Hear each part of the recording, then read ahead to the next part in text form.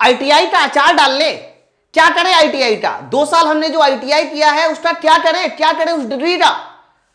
मेरे भाई आप लोग के साथ कहीं ना कुछ गलत हुआ है।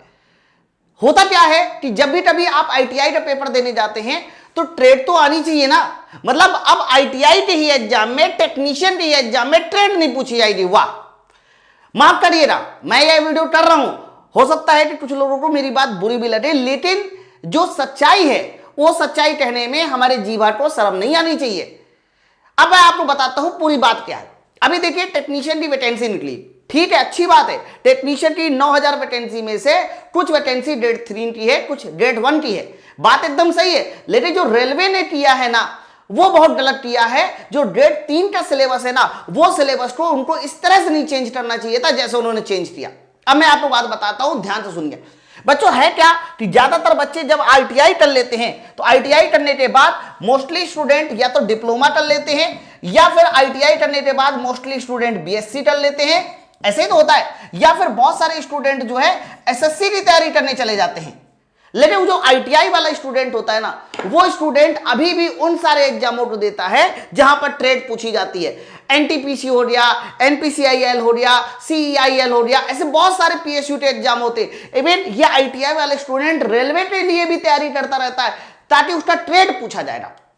अब देखो हुई क्या गलती बच्चों, मैं आप लोग को पहले बता दूं, टेक्नीशियन के एग्जाम में जो आपने सिलेबस देखा उसमें मैथ आ रहा है, उसमें रीजनिंग आ रहा है, उसमें जीके आ रहा है, उसमें साइंस आ रहा है, लेकिन मेरे भाई कहीं पर भी ट्रेड है ही नहीं। ये तो वही बात हो रही कि आईटीआई का हम लोग क्या करें, हमें आईटीआई वाला काम करना है, ट्रेड वाला काम कर रहा है और हमसे ट्रेड ही नहीं पूछा जा रहा है। बहुत सारे बच्चे कहें सोचेंगे कि ये तो बढ़िया है सर, हमें ट्रेड का पेपर पास नहीं करना। मेरे भाई बढ़िया नहीं है, आप थोड़ा सा सोचते देखिए, बढ़िया नहीं है। मैं एक आपको एग्जांपल देता हूं। आपको पता है जब 2018 में एएलपी का पेपर हुआ था तो एएलपी और टेक्नीशियन का जब एग्जाम आया था तो इसमें से 90% एएलपी बने थे बीटेक और डिप्लोमा वाले। 90% एएलपी और बीटेक बने, डिप्लोमा और बीटेक वाले एएलपी बने थे। जबकि ज्यादातर बच्चों का कह सकते हो एडमिशन या ज्यादातर बच्चों का ज्वाइनिंग वो टेक्नीशियन में हुई थी। अब आप मुझे ये बता दो, अगर इस एग्जाम में टेक्नीशियन के पोस्ट पे बीटेक और डिप्लोमा दोनों एलिजिबल हो जाते, चलो एलिजिबल हो जाते वो ठीक है, अगर याली पोस्ट में ट्रेड नहीं होता तो क्या होता? तो बच्चों मैं आप लोग को पहले बता दूं, जो बीटेक वाले स्टूडेंट होते हैं, जो डिप्लोमा वाले स्टूडेंट होते हैं, वो मैथ, रीजनिंग, जीके, साइंस सब कर लेते हैं, लेकिन अगर वो कुछ नहीं कर पाते तो ट्रेड।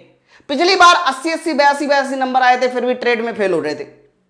तो ये जो ट्रेड है ना, ये आईटीआई वालों की थोड़ी सी ताकत थी। मैं एक वो नहीं बोल रहा हूं कि ऐसा नहीं कि मैं ये नहीं चाहता हूं कि ये वाले स्टूडेंट तैयारी करना छोड़ दे या इनको मौका नहीं मिलना चाहिए। अरे मिलना चाहिए, ठीक है।